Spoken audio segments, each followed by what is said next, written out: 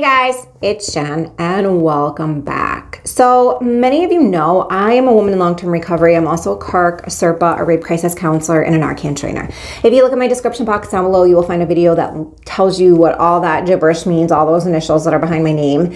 And it will also tell you how to obtain those certifications in New York State because that's the state I reside in. I don't know how to get them anywhere else.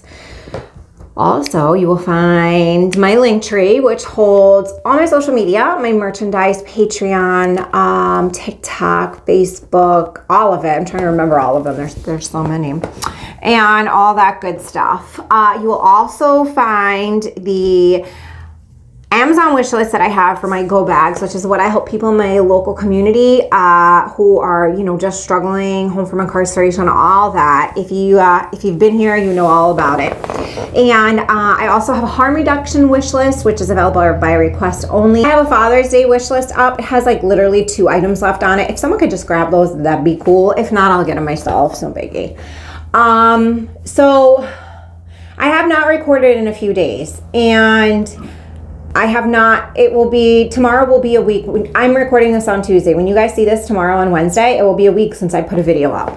And we've just had a lot going on, a lot. And I kind of want to touch on that very surface because it is not my story to tell. And, but I just feel like it's something that needs to have more light brought to it because it never is.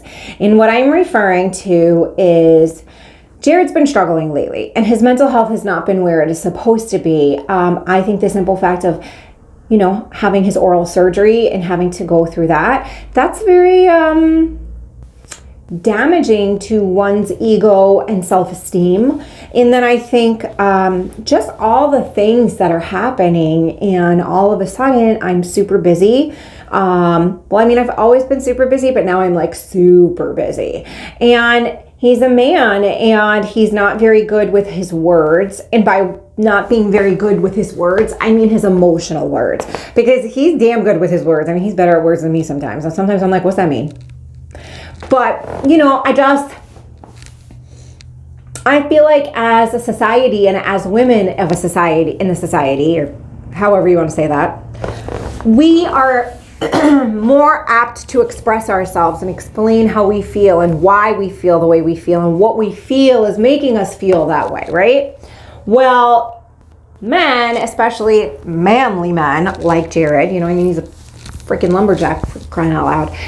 He's not one to sit down and be like, my feelings are hurt, or I feel unworthy today, or whatever, whatever.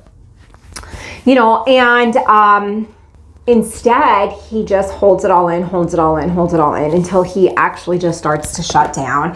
And potentially that is when a relapse is very, very front and center for him and anyone who suffers from substance use disorder.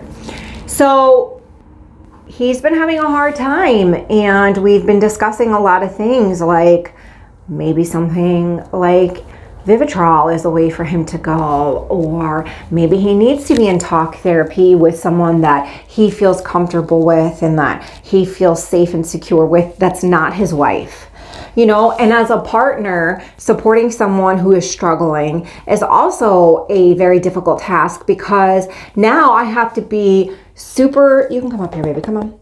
I have to be super aware of, is he showing signs of relapse? Does he look like he's struggling more? Does he look like he's okay? Do I don't want to be overbearing and be like, are you okay? Are you okay? How do you feel today? What's going on? Did you feel any way? Do you blah, blah, blah? You know what I mean? Because that's annoying too. I mean, and I know from personal, when I've struggled in my life and someone was constantly like on top of it and at it and on it, it's like, oh, bro, I can pee alone. Like, it just gets to the point. So I just feel like, sometimes as a person in recovery myself, it's very hard to get into that,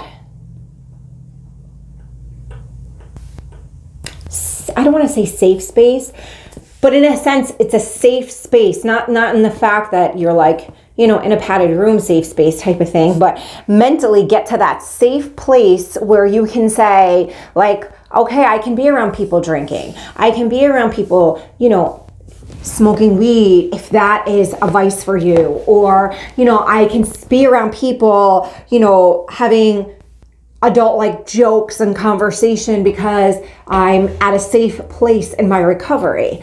Sometimes, believe it or not, those things in itself are triggers for people. Music. I know for me, there's a certain website that I absolutely will not go on or partake in because it is a site that I surfed very frequently while I was active to do my research and whatnot. And I don't know if it would trigger me, but I don't try it at all because I know it potentially could. And for me, a potential trigger is just the same as a real trigger. So I just don't do it. And I feel like whatever works for you in your recovery, whether it's 12 steps, sponsor, AA, NA, there's so many. Good Lord, there's so many. Whatever works for you, nobody has the right to tell you, in all sincerity, nobody has the right to tell you what you should or should not do to make your recovery work for you and to stay on your pathway of recovery and sobriety, whatever that looks like to you. So for me, it's very hard watching my husband have a hard time. And this fact that we're now having open conversation about it makes me breathe a sigh of relief because we weren't a few weeks ago and it was becoming an issue. I said to him one night when we were getting into bed, I said, you are in active relapse, and if you do not come clean with it and we don't have a serious conversation, you're going to be drinking and drugging before we even know what happened. And he didn't say anything to me, and a few minutes went by and he was like, you're right. He's like, you're right. Okay, great. It's great to be right, but where do we go from right? So we argued about it. We talked about it. We cried about it. We thought about it. We did all the things. And I guess we're to the point that now the ball is in his court and he's a grown-up and he has to make the right decisions for him and his life. And I have faith in my husband to know he's going to make the proper decision because he's a highly intelligent man. He knows the difference. He knows what his faults are, which is honestly the first step of knowing that you have them, It's just very difficult. Sobriety for me this go around seems like it comes very easy. And it does, but that's because I put the work in. And for me, the work was really looking at myself in the mirror and really deciding, like, everything, for the most part, 99.1% of the things that I've been doing previously just have not been working. And I'm going to do everything completely different. And even the people that I don't seem to like or care for, but I see how strong their sobriety is and the things that they are doing, I'm going to take their advice and I'm going to fit it to my life.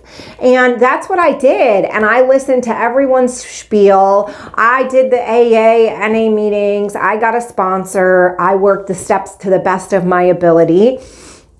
And it allowed me to put a lot of baggage down and a lot of things from my past that I did not want to. And I genuinely feel I am as sober and successful because of that. Now, for me, I chose to work in the recovery field and to be around people still in active use and struggling because it keeps it super fresh for me. And for me, I'm the type of person, like, I need it in my face at all times. I need to see that. I need to see how bad it really can be, to be able to keep it as good as it is for me, if that makes sense. If you guys have any comments or words of wisdom or just encouragement, please drop it in the comments down below because Jared does watch and all my videos and read all the comments. And I really think he needs he just needs some love from someone other than his wife. You know, my mother-in-law just had major surgery and had part of her lung removed. So he's got a lot on his plate. He truly does.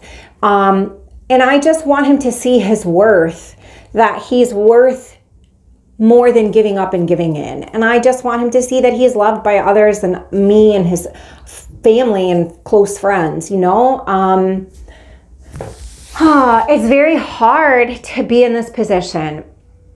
We are absolutely super busy. You know, I just signed my contract the other day with Delaware Opportunities. Supplies for Life is now underneath their umbrella, and it's literally going to change the program, and it's going to give it stability, and it's going to make its reach even further throughout our county. But that involves me really putting all of my everything into this baby and letting it grow and develop. And that takes my time and energy, because no one knows the program the way I did, because I created it. So that takes time away from him and our life. And when you're in such a fragile position, that really sucks. And I get it. But I also have to do what I have to do in order to make our future stable. So it's kind of like a catch-22 for all of us. But I just think, you know, I don't know actually at this point. I guess I'm kind of just sharing with you guys where I've been and rambling and just whatever. So I just really wanted to fill you guys in on why I took a little week off, sort of. And, you know, just, we literally had like 3 days of just talking and deciding and trying to figure out our future and where we should be, he should be, I should be, want to be, you know, all of that. And as of today, he's sober. And,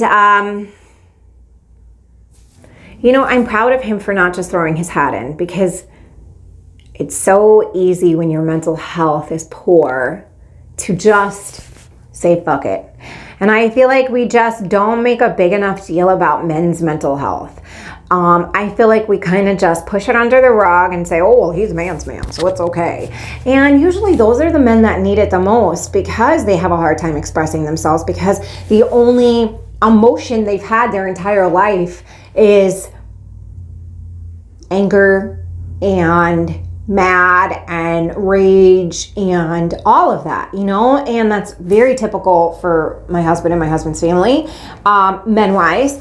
And I think I just think addicts in general are overly angry and mad, even if you don't realize it. Like, I don't identify myself as an angry person, but looking back on my past, I sure was. So, and that's another thing. Like, it's very hard to recognize those things in yourself, because nobody wants to be like, I'm an angry bird. Like, nobody wants that. You know, nobody wants that. So that's also difficult in itself as well. So I just wanted to share a little bit with you guys and let you know what's been going on. And we love you all. So please, any encouragement for Jared would be amazing. He went to the dentist last Friday and everything. He's got his beautiful new smile. So hopefully he will feel comfortable enough to join me on here and to say hi to you guys. So I hope you guys all had a great week. I'm sorry I was MIA, but you know, there's only one person who comes before Jared in my life, and that's Bella. So yeah, I will see you guys all on Friday. And remember, we recover loudly, so those behind us do not suffer in silence. Have a great day, everyone. Bye.